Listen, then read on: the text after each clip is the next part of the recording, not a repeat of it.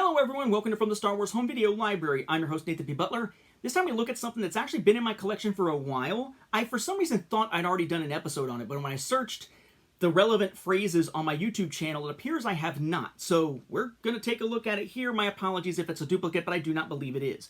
It's an item that entered my collection quite a while ago that was spotted on eBay by Arnar Marvin Christiansen, who pointed me to it.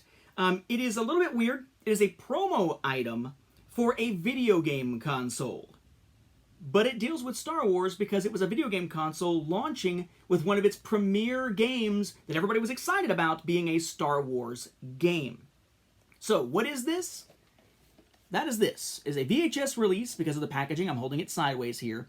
This is the promotional video from 1996 that was being used to promote the release of the Nintendo 64 video game console on September 29 of 1996 in the US.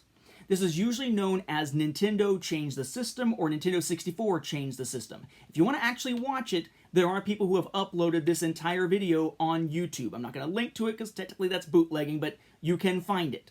Change the System is what it is called. And basically, it's a weird promo video, but it's very, very 90s. I'll talk about what's on it here in a moment, and for those who are curious, I'll run down my console history at the very, very end. Because I know that I will definitely get questions about, hey, what video game consoles have you used? What do you play?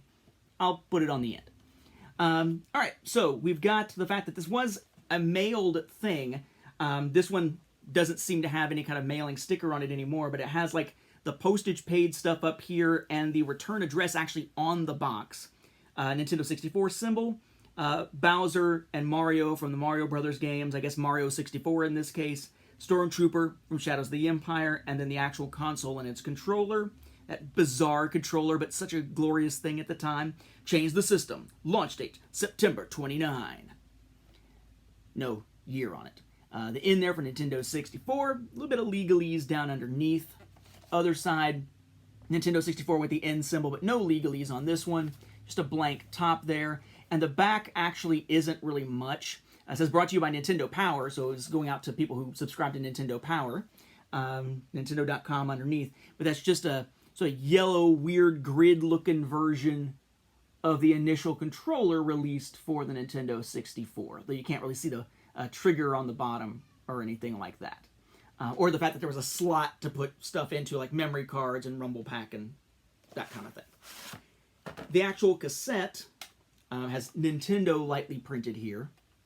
And then has a similar label, just, in symbol Nintendo 64, same characters, change the system with no launch date stuff, and a little teeny tiny line of legalese right there. Not a whole lot to it. It's only about 15 minutes long, hence not much actual tape in the cassette itself. I would note here, by the way, this one arrived with a piece of it broken out. I had to actually remove that carefully so it didn't stay inside. And when playing this to check the content, forgetting the fact that somebody had already uploaded it, I stuck it in the VCR and very carefully had to sort of apply some pressure to get it back out because this was making it so the VCR didn't want to spit it back out again. But yeah, it is an interesting one, not just for the fact that it almost made me scream when it came to getting stuck into an international VCR. Basically what it is, I had to take some notes here on exactly how this all came down because it is bizarre. You've got a few people. The concept of it is basically that, we've got this new system here at Nintendo that's going to blow people away. It's the first 64-bit video game system. It's going to blow people away. It's the successor, basically, to the Super Nintendo. And it was the precursor to the GameCube. The less said about Virtual Boy, the better. But this was sort of the big promotional push for this Nintendo entry into that generation of gaming. And in order to promote it, we're going to invite 3 special badass gamers who I had never heard of, who I'm assuming nobody had ever heard of unless there was a really much of a competitive gaming circuit at the time. Although, as the Wizard showed us, certainly there must have been, right? In fact, this entire thing has the feel, like, if I were to sum up the feel of this promotional video, it would come down to that bit from The Wizard, albeit that was from the 8-bit generation, where the guy's like, the Power Glove, it's so bad. Meaning that it's good, but the whole scene just sucked. That's basically this. For the Nintendo 64 generation. But they brought in David Chesel, a.k.a. Quick Fingers, Brian O'Rourke, a.k.a. Extended Play, and Steve Greavy, I guess, Game Face. And they met with Ken Lobb, the head of game development for Nintendo of America, Armand Williams, the Nintendo Product Evaluator, or a Nintendo Product Evaluator, and then a Henry Sturchy, a Nintendo Development Coordinator. And basically, it's like a quick rundown of some different games that are coming to show off the tech of the Nintendo 64. So they looked at Super Mario 64, they took a look at Pilot Wings, and then they finally spend the bulk of the rest of the time from about the 9-minute mark to the 13-minute mark out of this 14 to 15-minute video, focusing in on Shadows of the Empire, the Star Wars game that, of course, was part of the big multimedia event that was meant to sort of bridge the gap between Empire and Jedi, a movie without a movie, where you had the video game, the novel, the comics, and all the spin-off stuff. And basically, that's really all that it is. I do think it was funny that when talking about it, one of the guys says, and I almost made fun of the guy that's the lead of the tour when they're discussing Shadows of the Empire, because he called Hoth the Ice World. But then most of the other stuff he talks about, like swoop bikes being sort of a variant on speeder bikes and stuff like that, he seems like he knows his stuff. He just called it the Ice World. But it's interesting that one of the guys, I think it was Williams, says the following. When you play the game, you feel like you're in the game. Being someone who is big into VR stuff now, first with PlayStation VR and now with the Oculus Quest and Quest 2, it just is laughable as hell that they would refer to when you feel like that you're going to feel like you're in the game when you play the game for Nintendo 64. Really? Really? I don't remember the real world being made up of freaking polygons everywhere, but okay. But yeah, I mean, the whole thing is basically just a focus on promoting the Nintendo 64, but they spend a decent amount of their time talking specifically about Shadows of the Empire, which makes this a Star Wars home video item in sort of a tangential sense for those who want to collect everything that even is tangentially related to Star Wars.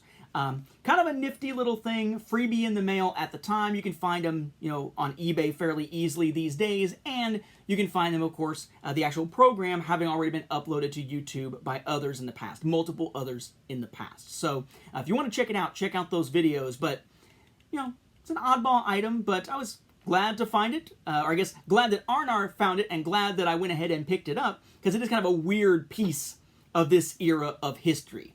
Very excited about that particular system. With that, with the exception of me running down the consoles here in a moment, we'll wrap up this episode. Thank you for watching, and may the Force be with the home video viewers. ... And if you are still watching at this point, for those who are curious, my first video game system was a Nintendo Entertainment System, the 8-bit action set that came with the Zapper, but not the Power Pad yet. I don't think the Power Pad was out. So for Nintendo, I have had a 8-bit Nintendo Entertainment System, Super Nintendo, Nintendo 64, GameCube, Wii, Wii U, and Switch. I have not had a Switch Lite. Never had a Virtual Boy. And then for the Nintendo handhelds, Game Boy, which died, Game Boy Pocket, Game Boy Color, the Super Game Boy that lets you play Game Boy games on your Super Nintendo. Never had any Game Boy Advance models. Got into the DS with the DS Lite. Never had a DSi. I have a Nintendo 3DS, never got a 2DS. I actually do like the 3D effect, but I almost never used the 3DS at that point. And I guess technically Switch is another portable system. Sega was the next game systems that I got into. Had a Sega Genesis 1 with a Sega CD2 attached to it. Never had a 3DX. Did have a Game Gear, and at one point had a Nomad. If you're not familiar with a Nomad, it's like a Game Gear, which is like their color version of a Game Boy, except it played Genesis games on the go, so 16-bit games on the go. Huge battery hog, by the way. Let's see. Beyond that, I guess the next one to look at would be Microsoft. Had an Xbox. In fact, I bought the original Xbox when I got paid from writing for Star Wars Tales back in 2004, and got several Star Wars games at the same time. So had an Xbox, died, replaced it with another Xbox, which meant replaying Knights of the Old Republic, because none of the memory cards at the time were big enough to hold Knights of the Old Republic's save data and transfer it from one, or back it up from one system to another. Then Then let's see. Eventually, the Star Wars limited edition Xbox 360, the one that has a Kinect attached to it. I believe Arnie Carvalho got that from me years later. And then had an Xbox One. My original Xbox One is actually in the hands of Mark Herleman. Replaced that with an Xbox One S, which I was using primarily as a 4K player. Until eventually it caught on fire. Yes, that was the one where just while it was off in standby mode, I guess it was running an update or something in the background, and something overheated and a tongue of flame about yay big came out the back, and that whole thing was fried. Have not since gotten an Xbox Series X or anything like that, although technically we briefly had one, but it was the whole situation where my wife swapped it with the person who won a PlayStation 5 as like a one-to-one swap after that whole situation that I've talked about before. So no Xbox Series X. PlayStation consoles tends to be where most of my focus is at this point. When it comes to the portables, had a PSP Go, yeah, a Go, not a regular one, which meant I could never play Star Wars Lethal Alliance because they never released the freaking thing digitally, and a PlayStation Vita. Actually, I had the Wi-Fi one that I think also could do the cell phone stuff because I pre-ordered it and that was the only way to do it at the time, but I never used the cell phone service with it. And then console-wise, I never had a PlayStation 1, had a PlayStation 2 briefly that I got used from a friend of mine. I barely ever used it very much. I was much more focused on the other consoles at the time. Then PlayStation 3 became my primary one of the next generation. Have had 3 PlayStation 3s.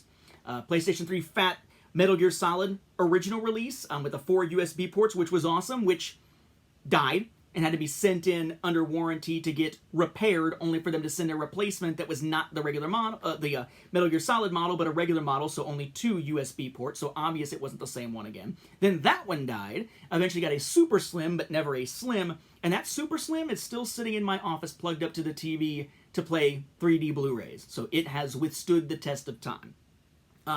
PlayStation 4 had an original PlayStation 4 that is now in the hands of Sebastian from Star Wars On Direct, having been replaced with the PlayStation 4 Pro.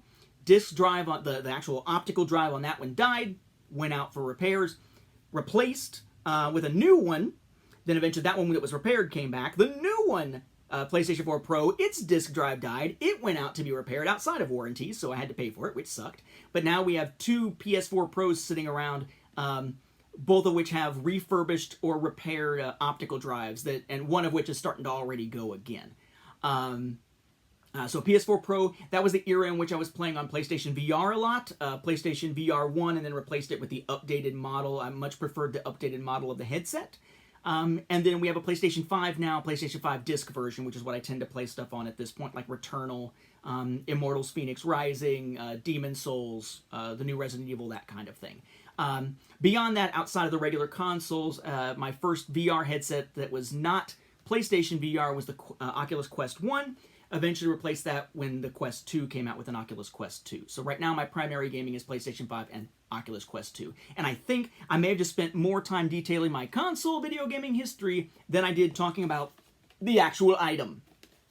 But I knew someone was going to ask, so might as well, since we haven't been doing any of those mini Q&As anytime in the recent past. So if you watched this far, I hope maybe we have some shared video gaming background, and what was it? They used to say, power to the players. Wait, that's GameStop, isn't it? Power to the players. We'll give you like 50 cents for that brand new sealed copy of Demon Souls.